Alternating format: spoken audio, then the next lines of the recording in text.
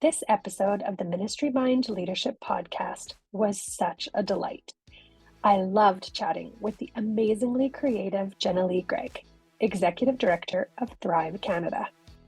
She is the warmest, most thoughtful, genuine, and authentic person. Simply having a conversation with her inspires me. Jennilee has a unique perspective and such tenacity. What struck me from our chat was her desire to never limit God and what He can do through her. But most importantly, she wants her dreams to be in alignment with God's. Jennilee has shown so much resilience. Some might even say she's a little stubborn. If she feels God has told her to do something or to take action, she'll do everything in her power to see it through. What you maybe didn't hear in today's interview is that there have been times when she has felt God's called her to do something, and yet no matter what she did, things didn't work out. These moments have been faith-shaking and have caused her to go back to Scripture and study what God really says about His promises and His provision. An example that she shared with me is a time when they had to shut one of their program's doors because of their inability to secure appropriate staffing. Haven't we all experienced this in Christian life? Times when we feel major disappointment and hardship. And sometimes this leads us to question too. Jennilee would like to remind us that real Christianity experiences loss. And sometimes we have to face God's no's without explanation. After our interview, Jennilee shared with me something that I thought was so good. She challenged me to remember that God is always faithful. It's just that sometimes we maybe get the blueprint between heaven and earth a little mixed up in our zealousness. I hope today that you're encouraged by Jennilee's crazy creative mind and that it inspires you to never put limits on what God can do in and through you. And when you experience disappointment, dust off and keep pursuing Him and what He's called you to do. Remember what Paul says in 1 Corinthians 15:58.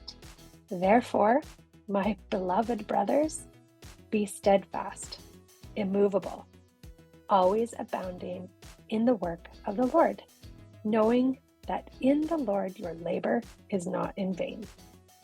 So as you listen today, we pray you are challenged and encouraged to lead beyond the sanctuary. Welcome to Ministry Mind Podcast.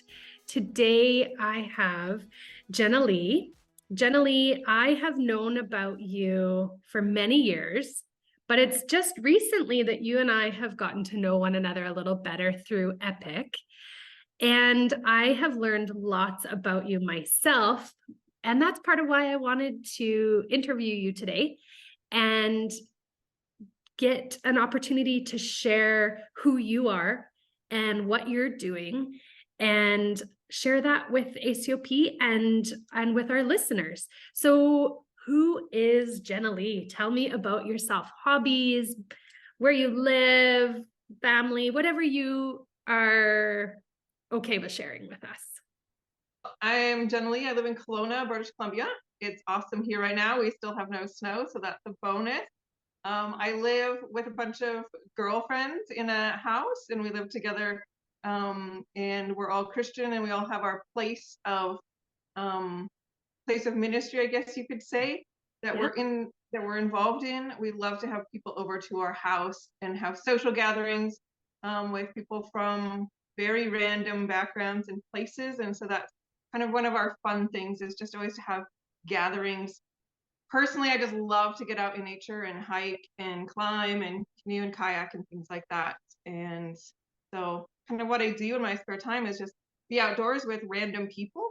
And I love, of course, participating in church activities and doing ministry activities and things like that as well. Cool. I knew you would somehow mention outdoors. You love the outdoors. And it's so nice that you live in Kelowna because, like you said, there's no snow there right now. It is a winter wonderland here in Saskatchewan already, and it's not even November. It's not fun. Not fun at I'm all. sorry. Okay, so you mentioned that you run Thrive. And so I know that you are the executive director and founder of Thrive. Tell us, what is Thrive? Well, Thrive Kids Canada is a missional organization, and we exist to help children fall in love with Jesus that haven't heard about him before. So we do that through nature-based childcare programs mostly, where we pick up children from school every day and we bring them to their locations, and they get to go on out trips into nature. They get to do crafts, and they get to do life skills like cooking and car repair and building things with wood and things like that. And through it all, we share the message of Jesus Christ for them and their families. Most of our kids that we have never heard the word of Jesus outside of a swear word before they come to our programs. And so that's what I do. I run that. I help the staff and the managers of the different centers succeed at really reaching these little kiddos' hearts with the love of Jesus. Wow. Wow. And so where all in, like, I know obviously it's in Kelowna, but are there other locations? Yeah, so we have a few other locations. Most of them are in Kelowna area. So we have like West Kelowna and North Kelowna and now downtown Kelowna. We also have Enderby. In the summers, we've been running in partnership with Sunrise Church in Surrey. And the last 7 years, actually, we've been on Salt Spring. Unfortunately, we haven't been able to get a leader to take over there for this past year. So we're not there as of weeks ago, which is sad. But yeah, so we're just in BC, and our vision though is to be across Canada. That's why it's Thrive Kids Canada instead of just Thrive Kids BC. Well, I love Salt Spring, but I like hearing that you have, like you've got what you're doing right now, but you have a big vision that you have in your head, in your heart, and you're pushing towards that. So I see you as a very creative individual, and I kind of have had the opportunity to hear a little bit how you harnessed your passions to create impact beyond the conventional setting of the church. So tell us how God used that creativity and your passion to create such a program. Well, I love variety and creativity, and I always have my hands in something different, even as growing up. And so as a young adult in like Bible Training Center and in ministry, I was always saying, well, I want to do an outdoor program, like an outdoor leadership thing, and I want to do a kids thing, and I want to do a cooking thing, and I want to do an art thing. And people always told me you have to choose one. Like, you can't have your cake and eat it too. Like, people always literally were saying, no, you got to choose something. And I was like, do you only eat cheese pizza? Like, I don't. I put whatever I want on my pizza, and I'm gonna put whatever I want on my life, and I'm gonna make it what I want. So that really, I was just like, childcare or like children's programs, you can do all of it, right? So we go climbing and biking, and we do cooking, and we do crafts, and we do leadership development, we do evangelism, we do everything. And so really it's that pizza with the deluxe toppings. And so yeah, that's the creativity that God gave me. He gave me a way to do it all, if you know what I mean. I don't even know how you just made that question even more creative by your answer. That's amazing to me. I love it. The thing I like what you said, I put whatever I want on my life. Yeah.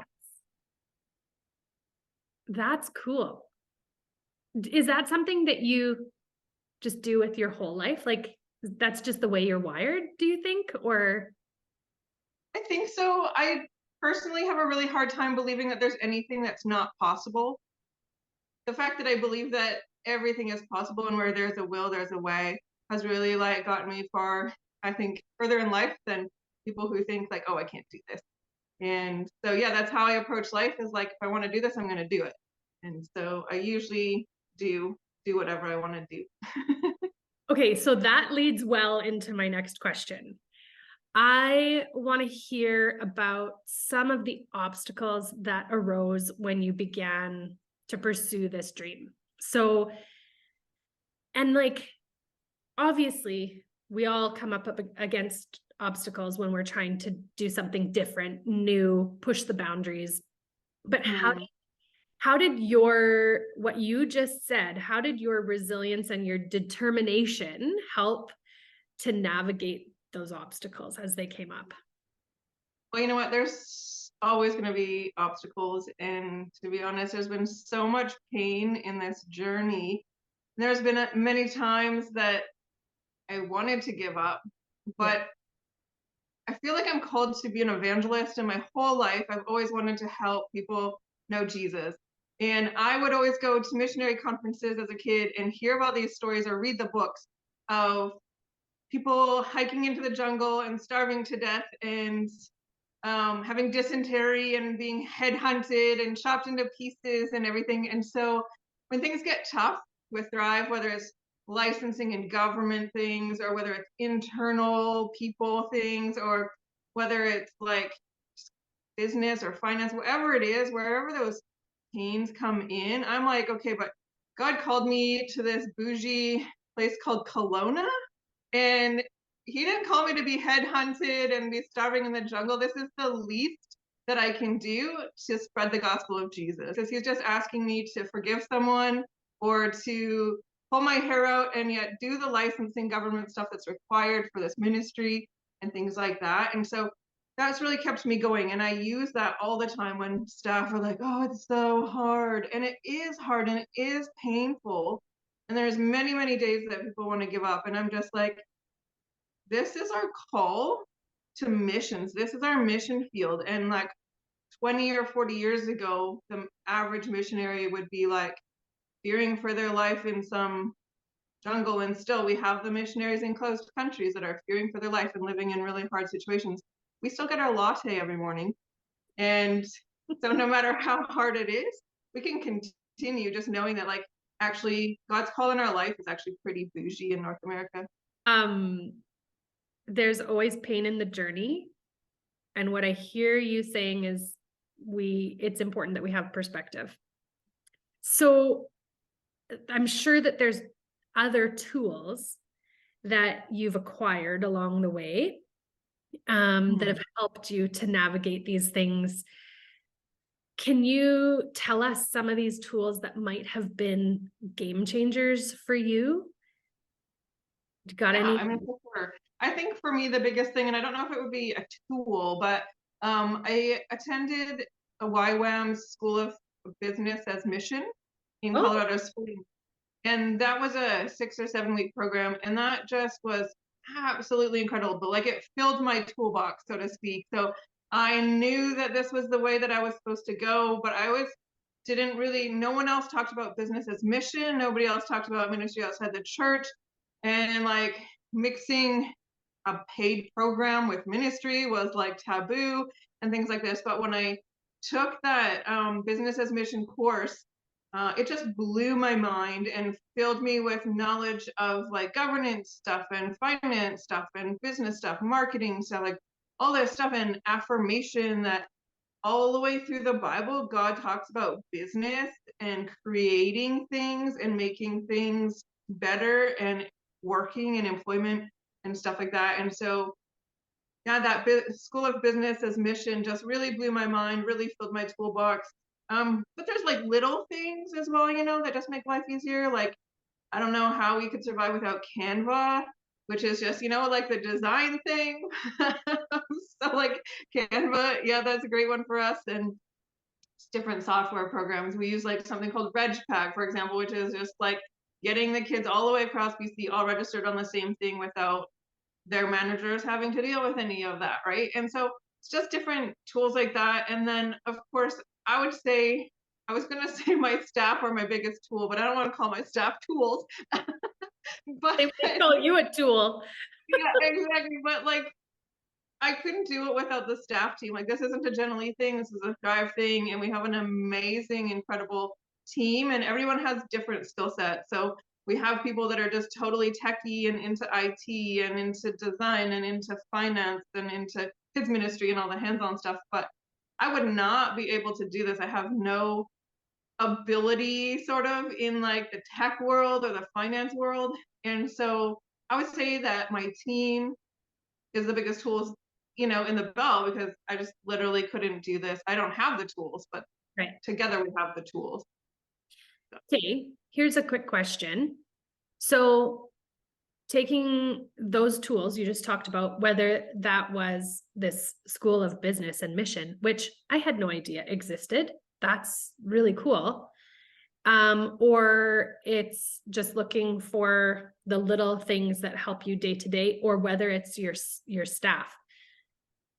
Did those tools, and maybe it's a different answer for each thing, but did you find that God just kind of brought them to you in the right timing?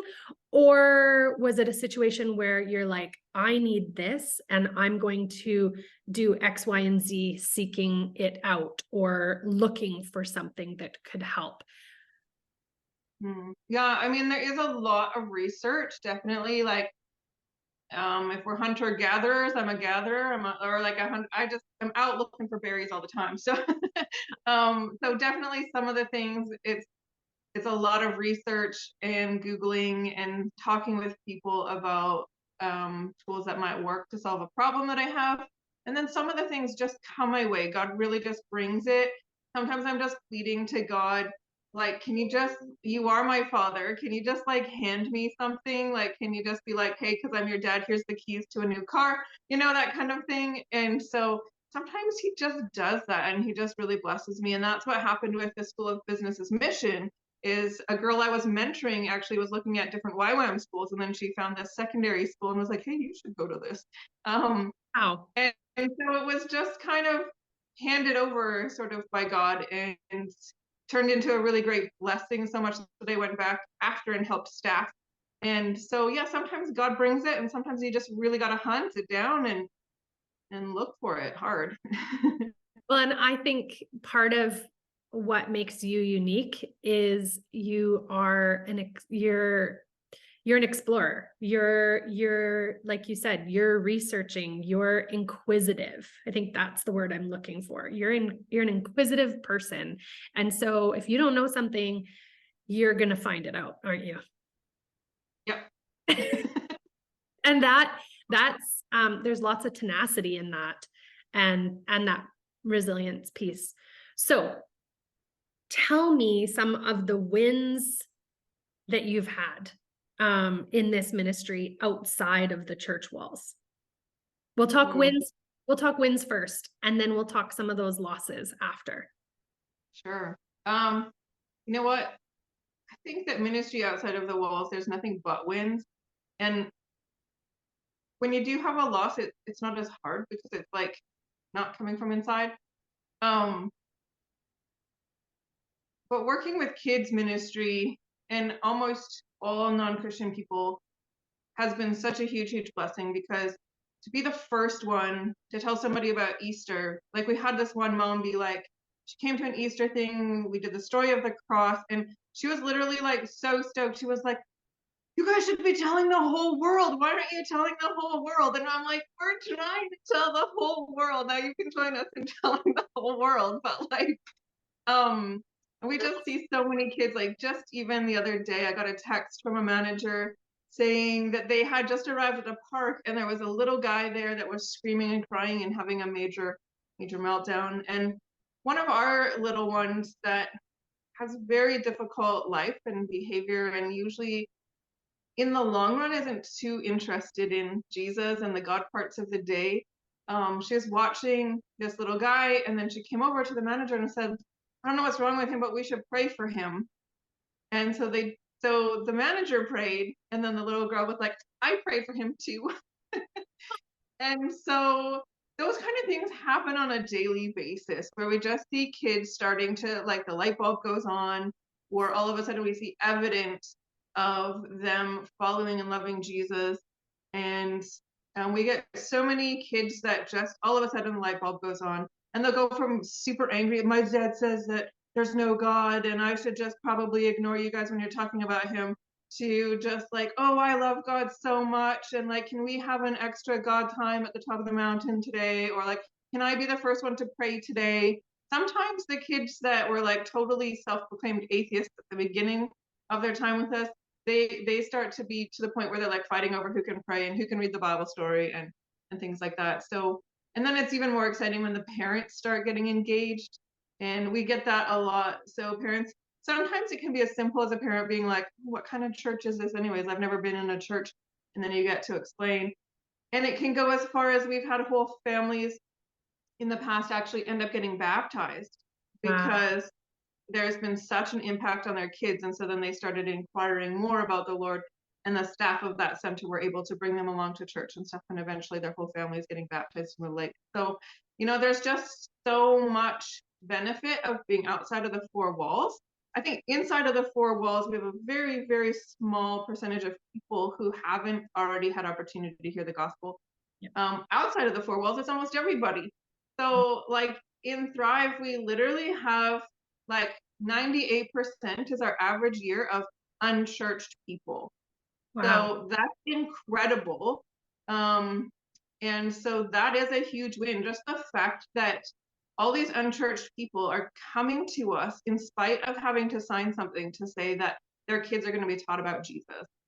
So we've had an atheist post on public Facebook page for like their whole like community. Someone asked about after school care, and this parent went on there and was like, try Thrive. And another parent said, I heard they're religious. And then that parent says, yeah, but I'm an atheist. And I was kind of shocked when my girl came home talking about baby Jesus at Christmas, but it's worth it because they go horseback riding and they did cooking lessons and they do art and they went hiking. And she listed like all these things and said, she said, so coming from an atheist, I love it still. And so that kind of thing is like a huge win for us. We just get really pumped up when that sort of thing happens. That's amazing. Yeah. So obviously stepping outside, pushing those boundaries, there's probably some losses or some cost that you have dealt with. Tell us a bit about that. Like, what's something that you felt was a loss?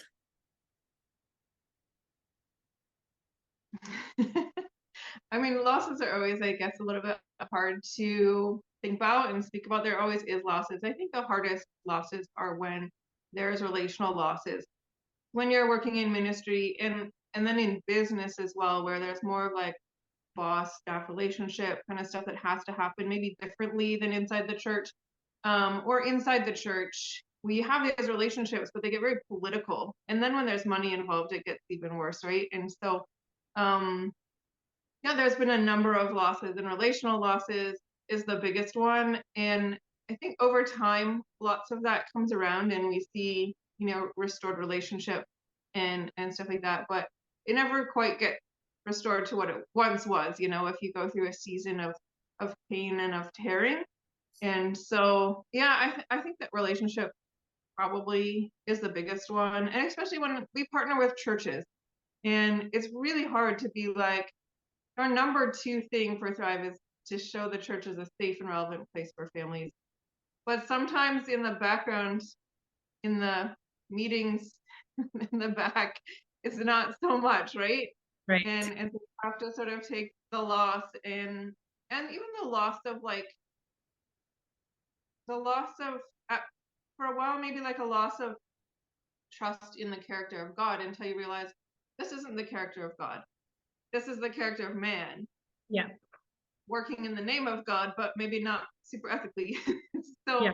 I think there's been a lot of battles where I've been like, what? Like, this isn't how God functions. And then realizing this isn't God, and being able to hold on to my faith, despite really difficult things that I would consider sort of like losses of innocence, maybe even, right? Like, you think that everybody and everything is just awesome and positive and wonderful. And then you like open the door and you're like, oh, slam. But in it all, like, Jesus is Lord, and he's going to bring restoration and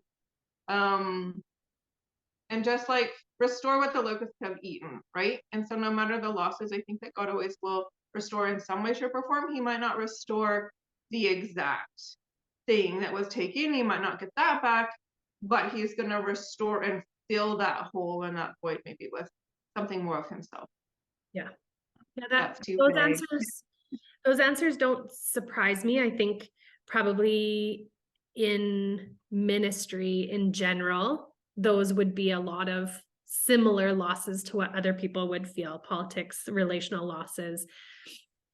But in that, there's always place for restoration and for healing, and that's really good. So, speaking about relationship, has it been important to build support networks? Has there been people that have been that support to you, early on? Is there people that have been support to you that you can speak about that are, walking alongside you right now? How do you engage that support? Yeah. I mean, early on, I wouldn't have done this without the support of the church. And so like Mark Gordon and the rest of the people that were on the elders there at the time, they were really supportive. And I mean, there was everything from like one man was like making posters for me when I didn't know how to do that yet, and Yeah. somebody would like build a shed or like take care of the buses and things like that, right? And so even just those things, and relationally, there were people who would like have me over every week for a dinner and just feed me and clean my glasses and just like silly things, but they meant so much, right? Yeah. And so I definitely couldn't have started without that team behind me. And then later on in life, as we got going, there's been new and different people, and we just had our board retreat, and we have 2 people on the board that have been with us for 7 years, and one that's been with us for 6 years. And we were just going through that and saying like, wow, it's been such a journey, and yet it's been so awesome. And here we are 6 or 7 years later, and just so grateful for the support of each other in this journey and creating this ministry for kids. And so, yeah. I also found that like finding your own people that are excited about the same thing really helps. So when I went to the School of Business's mission, for example, man, everybody is like pumping the same like heartthrob kind of thing, right? And Yeah. so that was so good to like network with people that really get business and get mission and the two put together, and really understand sort of like the way that I think and I feel, rather than like, as Christians, we all have one common thing, and that's Jesus, but sometimes we don't have a lot of other stuff in common, right? And so it's really important. It's been so important for me to find those people that really love children's ministry, or really love nature, or really love business's mission, and surround myself with those. And it's not always been easy to find them in the same town, especially. But the one thing that COVID did a bit of was open up the technology world in a way that I wasn't used to. And as much as I hate Zoom, it's been glorious for networking and connections and support. It's so true. And to have people that speak your language and just get you. Like, I know in the last couple of years, I've been gifted with a few ministry friends. And like you say, they don't live in the same town. Often that is the case, which I can sometimes feel lonely in the midst of that. But in order to just like be able to shoot a text or have a quick phone call or a Zoom call and be able to feel heard and understood and feel like someone gets you in the midst of ministry and life is such a gift. Such a gift. So, did a belief that the church should both be minister and servant, that kind of concept, drive you to pursue a dream like this? Because there's got to be some kind of core belief that would drive you outside the walls. Tell me a little bit about that. All right. Well, it's in the name of thrive. So thrive, essentially, it means abundant life. And Jesus came to bring life and to bring life abundantly. And my whole life, even as a kid growing up, like I saw in all of the Bible stories that people were doing things on behalf of Jesus or with Jesus. And if we think about when Jesus is out there in the fields talking to people, and then his disciples are like, send them home, it's like past dinner time and they need to go and eat. And Jesus said, literally, he's like, don't send them away, you give them something to eat. Like that has been like a hardcore statement in my life for a very long time. Don't send them away, you give them something to eat. We're actually called to fulfill the physical and the spiritual needs of the people around us, right? And so I think oftentimes in the church, we feel like maybe like we have like a poverty mentality or something. We say, well, we don't have anything to offer. Just like the disciples, they were like, well, we don't have anything. Like it would take so many days worth of wages in order to even feed a bit of these people. And then Jesus said, well, what do you have? Bring me what you do have. And so like, that's just incredible because he takes the fishes and the loaves and then he multiplies it and everybody's fed and there's leftovers. Not only did it like feed the people who were in need, but also the disciples were fed and then there was all these leftovers. And I've always just been like, man, like, why are we sending people away from the church? Like, we should be the medical center, we should be the education center, we should be the entertainment center.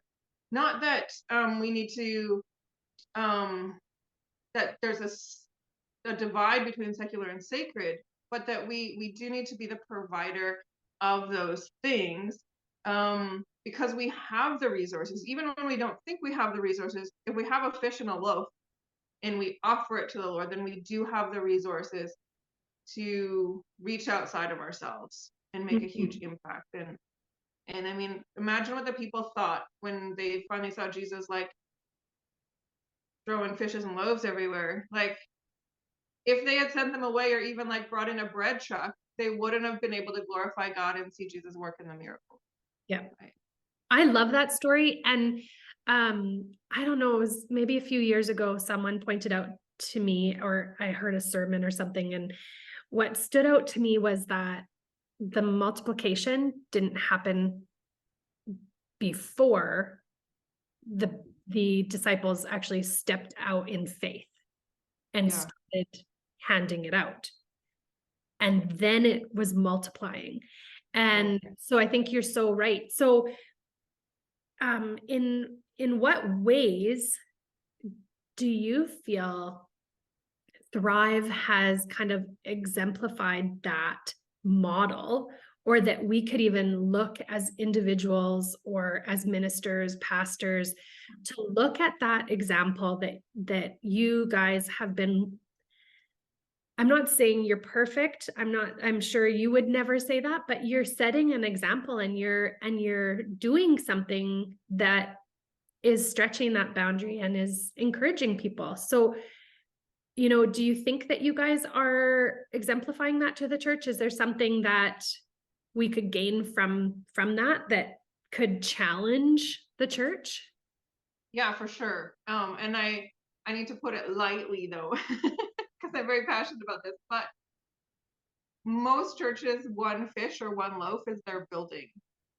And their building sits empty for a good majority of the time in the week.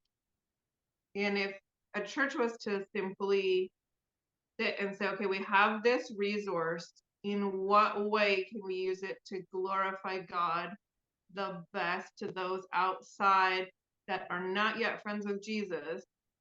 I'm sure Jesus would take their offering and bless it. And that's how we have been able to multiply and partner with churches and have them be seen as the heroes in their community, is because we've said, hey, you have this resource, and we have this ministry, can we partner? And so once they say, yeah, like take our resource of this Sunday school room that's only used once a week or whatever, then we see that multiply in the ministry, just really, really multiply even into other things, not just the childcare. So I think every church has something, and they can say, even if they don't have a building, they can literally say, like, God, what have you given us? What's in our pocket? What is our fish and our loaf?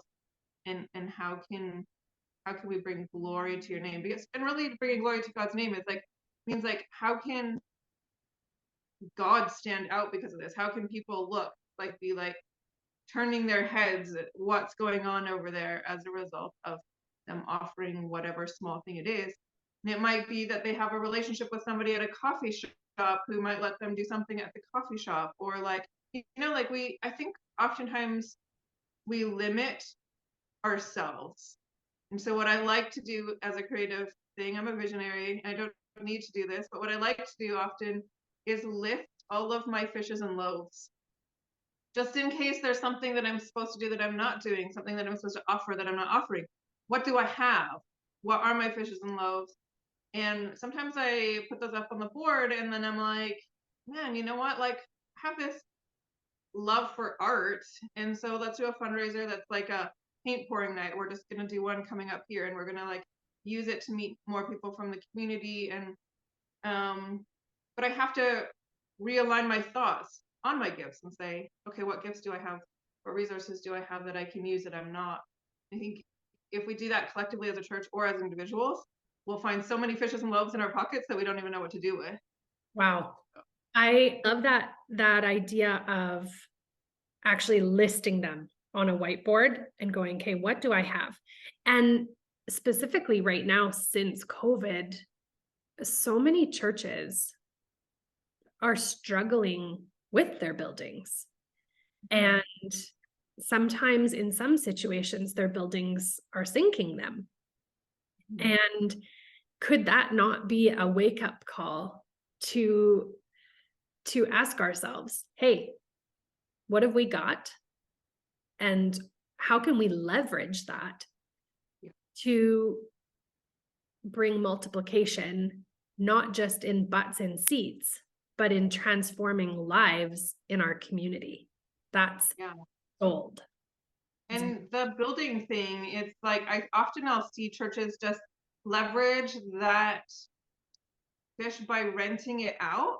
But I think what I would want to encourage churches to look at is like, how can you leverage it out that will bring glory to God, not just leverage it so that you can continue to do your regular ministries, but is there a new ministry that would be birthed by leveraging that, that you guys can do rather than just renting it out? Like we see so many churches that rent out to daycares. Well, that's great.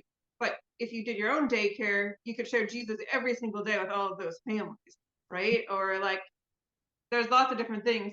And so, yeah, my heart is just that we look at those things on our whiteboard and we say, like, how can this glorify God? Not only how can we leverage it, because almost everything that you put on your board, you're probably going to be able to leverage for resource, like for financial provision. But how can you actually also leverage that for people to come and know Jesus? Exactly. Okay, what encouragement would you share with our listeners who feel a call to do something, harness that passion, that creativity to do something outside the church walls? What's like one or two things that you would encourage an individual to do or to be? Well, I think the biggest thing is always just to start, or like perhaps before start, write it down, write out the vision. It doesn't have to be a business plan. I think people get intimidated by the word business plan, but all you're doing is writing out your dream. So write out your dream and then flesh it out into as much detail as you can, but write out your dream and then just start. Like you are never going to accomplish anything that you don't start. And that's just like cliche, but it is so true. And so if anybody has a dream, I think that they need to write it out. They need to start. And I think the other thing is that like, if it's outside of the four walls, it's generally going to be tied to some kind of maybe social enterprise or business's mission or something. And I think people often are looking for like some kind of churchy answer for that, but you don't have to. Like the whole point is to be in the community. So like pursue those like community future grants or those entrepreneur training and mentorship programs that are just offered through the community, through the local government or whatever, and use that to leverage your ministry, because God has placed already, he's in your heart and he's placed the dream and the vision, and he's going to let the overflow of him come out. And you already have your churchy friends that are going to like push you into being like kingdom minded. Even so, if you use the community resources to like spur you towards the enterprise aspect, and use your kingdom resources to spur you into using that as a business's mission and bring those two things together. Think that there'd be a lot more success, because we're always looking for something that holds both. And while there are things, like I said, I went to a school of business's mission through YWAM, and it was awesome. Most people don't have that opportunity, right? And so, yeah, list your assets or like gifts, your fishes and loaves, write out the dream, and then just start pursuing it. And definitely look at those community programs for entrepreneurship. They're so rich. They have so much to offer. And then our Christian friends can come around us and sort of lift us up in making sure that it's missional. I think oftentimes fear of failure freezes people. Yeah. Or the fear of not knowing enough. I think that's one of the biggest tools of the enemy, is to use our fear of failure to just freeze us in our spot and stop us from starting. And a good friend of mine, when I was starting this podcast, I was just like trying to gather so much information. And he's like, you're not going to do it perfect. Just get started. Exactly. And that was so wise. And I don't think if we don't allow ourselves to make mistakes, how can we learn? We can't. Mm-hmm. Like, the best teacher is failure. Exactly. And to be honest, I think like failure is just a learning point, right? Like, you never learn anything if you never have to grow through, so I think that we use that word too much, actually, because we should just, like, whoever it was, like, tried to make the light bulb. I'm Edison, maybe, right? Edison, and just failed and failed and failed like 100 times or something. And then we all have light because of it. Well, he didn't fail then. He just tried 100 different ways. Yep. Exactly. Right? And that's different. Have you ever thought of writing a book? I thought of it. I wish somehow that we all could have, like, harness this creativity and just the way that you look at things. It really inspires me personally, and I know that it's going to inspire our listeners. And if someone wants to pick your brain, how can they get a hold of you? Probably email is best, and it's really long, complicated email. So hold on.